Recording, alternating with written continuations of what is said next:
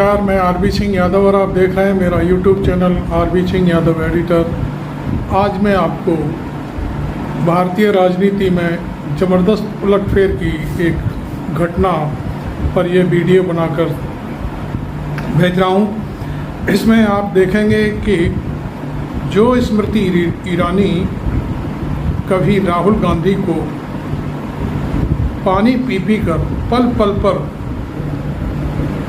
कोसती रहती थी, वो स्मृति ईरानी आज बदली हुई नज़र आ रही है।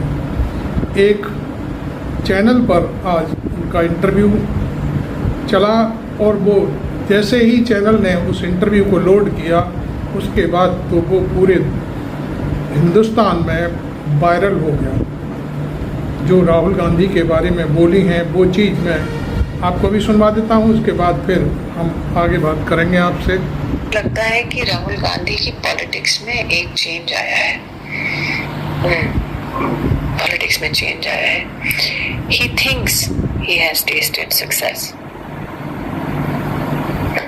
तो if you notice, कहाँ जाके कास्ट का जब वो बोलते हैं, जैसे कि मैंने कहा उनके इतने साल की राजनीति में पहली बार वो एज एन इंस्ट्रूमेंट बोल रहे हैं। टी शर्ट पहनते हैं पार्लियामेंट में, तो वो जानते हैं कि उस वाइट टी शर्ट का एक युवा पीढ़ी में वो क्या संदेश देना चाह रहे हैं। तो हम इस गलत फहमी में ना रहें कि वो कोई भी कदम जो है वो आपको कदम अच्छा लगे बुरा लगे, वो कदम आपको बचकाना लगे, लेकिन वो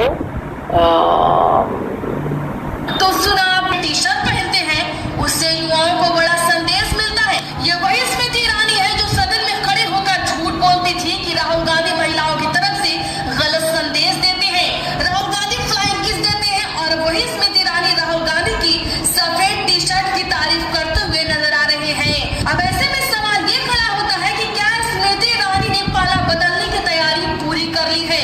क्योंकि जिस तरीके से 2024 लोकसभा चुनाव में भारतीय जनता पार्टी ने स्मृति ईरानी को धोखा दिया, आप जानते हैं भारतीय जनता पार्टी ने पहले तो किसी तरह का अमेठी में प्रधानमंत्री नरेंद्र मोदी की तरफ से कहा जाए तो उन्होंने किसी तरह का अमेठी में कोई प्रचार नहीं किया, और तो और जैसे ही अमेठी स्मृति ईरानी हारी उन्हें तुरंत कैबिनेट से बाहर कर दिया गया। जैसे निर्मला सीतारमण को कैबिनेट में शामिल किया गया था, वैसे ही स्मृति ईरानी को भी शामिल किया जा सकता था। लेकिन ला रही है और बौखला रही है, तो किस तरीके से रंग बदलती हुई आ रही है ये किसी से छुपा हुआ नहीं है। अपने आप को उनका दिया गया बयान साफ कर रहा है। और वो वैसे भी अगर स्मृति ईरानी की बात की जाए तो स्मृति ईरानी के सिर्फ रिश्ते नहीं रंग बदलते हैं, स्मृति ईरानी की राजनीति भी रंग बदलती है। क्योंकि स्मृति ईरानी ये वही स्मृति ईरानी है जो कि पहले प्रधानमंत्री नरेंद्र मोदी जब गुजरात के मुख्यमंत्री हुआ करते थे तो उनका इस्तीफा मांगती थी, उनके खिलाफ विरोध प्रदर्शन करती थी, अनशन करती थी। आपको नहीं याद है तो खबर भी दिखा देती हूँ। खबर आप देखिए बीसी की, इसमें लिखा भी हुआ है कि स्मृति ईरानी ने कभी मांगा था मोदी का इस्तीफा, तो पहले मोदी का इस्तीफा मांगते थे, फिर उनके साथ किस तरीके से चलते हुए नजर आई आप जानते हैं। अब पीएम मोदी ने तो साथ छुड़ा दिया है, प्रधानमंत्री नरेंद्र मोदी ने तो स्मृति ईरानी को साइड कर दिया है। अब ऐसे में स्मृति ईरानी के राजनीतिक करियर पर भट्टा बैठ गया है। अब स्मृति ईरानी रंग नहीं बदलेंगी, राहुल गांधी की तारीफ नहीं करेंगी तो करेंगी क्या? आप देख सकते हैं इस एक बयान से कैसे भारतीय जनता पार्टी पर स्मृति ईरानी ने दबाव बनाया है, आप अच्छे से समझ सकते हैं। यह वही स्मृति ईरानी है जो 2014 के बाद राहुल गांधी को लगातार टारगेट करती थी, लेकिन दाग तो राहुल गांधी की भी देनी चाहिए। राहुल गांधी ने स्मृति ईरानी को पलट कर कभी जवाब नहीं दिया। ये पूरा वीडियो हमने आपको इसलिए दिखाया कि स्मृति ईरानी की पॉलिटिक्स कहाँ से शुरू हुई और कहाँ आकर के अब किधर मोड़ ले रही है, ये कहानी दिखाया जाना बहुत ज़रूरी था। स्मृति ईरानी आमतौर पर शुरुआत में नरेंद्र मोदी से जब वो चीफ मिनिस्टर थे वहाँ इस्तीफा भी मांगा करती थी। उसके बाद फिर कुछ समझौता हुआ बीच में और वो उनकी बहुत प्रिय हो गई और उनको पहला अमेठी से चुनाव लड़ाया गया, वो हार गई थी। उसके बावजूद भी उन्हें मिनिस्टर बनाया गया और उसके बाद फिर दूसरी बार फिर उन्हें टिकट दिया गया अमेठी से, तो वो चुनाव जीती और राहुल गांधी को उन्होंने हराया था। उसके बाद फिर ये 2019 में जब वो जीत गई और मिनिस्टर बनी, उसके बाद फिर उनको इस बार फिर जो है टिकट दिया गया अमेठी से। लेकिन अब की बार वो राहुल गांधी के जो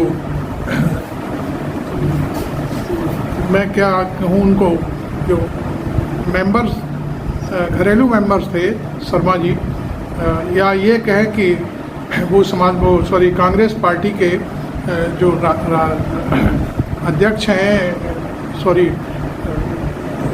सोनिया गांधी के जो पीए थे, उनको चुनाव लाया गया वहाँ से और उन्होंने भारी अंतर से अब की बार स्मृति ईरानी को चुनाव हराया। अब बात आती है कि आखिरकार स्मृति ईरानी इस तरह से क्यों बात कर रही हैं, बीजेपी ने उनको क्या निकाल के बाहर कर दिया है, फेंक दिया है, या उनकी कोई बात सुनी नहीं जा रही है। तो ये सारी चीज़ें अब ये सामने आ रही हैं कि जब स्मृति ईरानी अमेठी में चुनाव लड़ रही थी तो नरेंद्र मोदी अब की बार उनके क्षेत्र में प्रचार करने नहीं आए। केवल उनका प्रचार करने के लिए योगी आदित्यनाथ आए। एक बार अमित शाह भी गए थे, लेकिन अमित शाह ने कोई ज़्यादा वहाँ पर कोई बात नहीं दिखाई। तो सिर्फ स्मृति ईरानी का झगड़ा किसी और नेता से न होकर के सीधे नरेंद्र मोदी से झगड़ा है, क्योंकि हारने के बाद जब पहले उन्हें मिनिस्टर बनाया गया था, HRD मिनिस्टर बनाया गया था, बहुत इम्पोर्टेंट होता है, जो आज शिक्षा मंत्रालय कहा जाता है। इस बार यदि वो हार गई हैं तो सीतारमण भी तो राज्यसभा की मेंबर हैं, नरेंद्र मोदी चाहते तो उनको मिनिस्टर बना सकते थे। लेकिन कुछ जो बातें हैं वो आज से नहीं चल रही हैं, बहुत पुरानी बातें हैं। पहले HRD मिनिस्टर थी, तो उसके बाद फिर उन्हें कपड़ा मंत्री बनाया गया, फिर बहुत ही नीचे उतार कर रख दिया। तो इस तरह की जो कहानियाँ अंदर खाने चल रही थी, जो आपस में जो विरोध हो रहा था, वो सबके सामने आने लगा और अंत में ये बदला अमेठी में आकर के लिया गया। अमेठी में नरेंद्र मोदी ने उनके लिए कोई सभा नहीं की, कोई अपील नहीं करी, कोई बात नहीं की। तो ये वहीं से जो धागे में गांठ पड़ी थी वो वहीं से पड़ी थी और तब से ही स्मृति ईरानी नरेंद्र मोदी के भी टारगेट पर थी। लेकिन अभी जब वो चुनाव हार गई तो उसके बाद राहुल गांधी ने एक बड़ी बात कही अपने कार्यकर्ताओं से, खास तौर पर वो बात ये थी कि चुनाव हार जीत होती रहती है चुनाव में, इसलिए आप किसी के खिलाफ, खास तौर पर अमेठी में जो चुनाव हुआ है उस पर आप कोई गलत टिप्पणी नहीं करेंगे स्मृति ईरानी के ऊपर। ये बात राहुल गांधी के कहने के बाद आज तक किसी भी कांग्रेसी नेता ने इस तरह की बात नहीं कही है, कोई टिप्पणी नहीं की है स्मृति ईरानी के खिलाफ। तो ये सारी जो कहानियाँ मैं आपको बता रहा हूँ वो ये है कि मंत्रालय भी बट गए, सारी चीज़ें हो गई, सरकार बन गई। और मैं समझता हूँ कि भले ही सरकार लंगड़ी है, लेकिन मंत्री तो जितने थे वो जो के तो सबके सब रिपीट कर दिए गए। तो स्मृति ईरानी को इस बात का दर्द है कि जब सारे लोग रिपीट कर दिए गए तो मेरे लिए जगह क्यों नहीं है। तो ये सारी बातें आज जो खुलकर के सामने आई हैं, कोई ऐसे ही नहीं है, कोई हंसी मजाक में नहीं है। स्मृति ईरानी ने अपना पूरी तरह से, हम जहाँ तक हम सोच रहे हैं, स्टैंड बदल लिया है और वो राहुल गांधी की तारीफ में कसीदे पढ़ रही हैं। आपने देखा होगा वीडियो में, ये बहुत बड़ी बात है। क्या आप समझते हैं कि ये बयान कोई हल्का फुल्का है? भारतीय जनता पार्टी के लिए इसका मतलब ये है कि डूबते जहाज से अब चूहे जैसे भागते हैं ना, जब जहाज डूबता है तो सबसे पहले चूहे भागते हैं। इसी तरह से भारतीय जनता पार्टी डूबती जा रही है। कुछ लोग उसे डुबाने की पूरी कोशिश कर रहे हैं कि भारतीय जनता पार्टी ख़त्म हो जाए, और वो ऊल फजूल बयानबाजी करते हैं, जनता में नाराज़गी फैलती है। इससे ये संकेत जाता है कि स्मृति ईरानी भी अब बीजेपी से बाय बाय और टाटा कहने की तैयारी में है। और बात यह है कि वो कहाँ जाएंगी ये बात मायने नहीं रखती।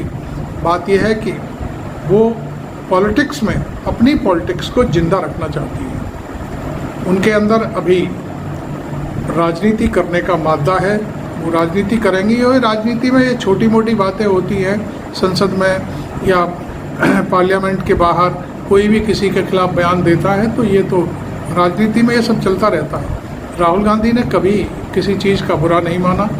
उनके खिलाफ स्मृति ईरानी क्या, मैं समझता हूँ अमित शाह, जेपी नड्डा और बहुत सारे और नेता हैं, प्रधानमंत्री नरेंद्र मोदी खुद रोज़ाना बयान देते हैं और पानी पी पी करके देते हैं। लेकिन राहुल गांधी कभी किसी के खिलाफ, कभी वो कहते हैं कि मेरी नरेंद्र मोदी से व्यक्तिगत कोई लड़ाई नहीं है, किसी बीजेपी के किसी भी व्यक्ति से उनकी व्यक्तिगत लड़ाई नहीं है, ये विचारों की लड़ाई है।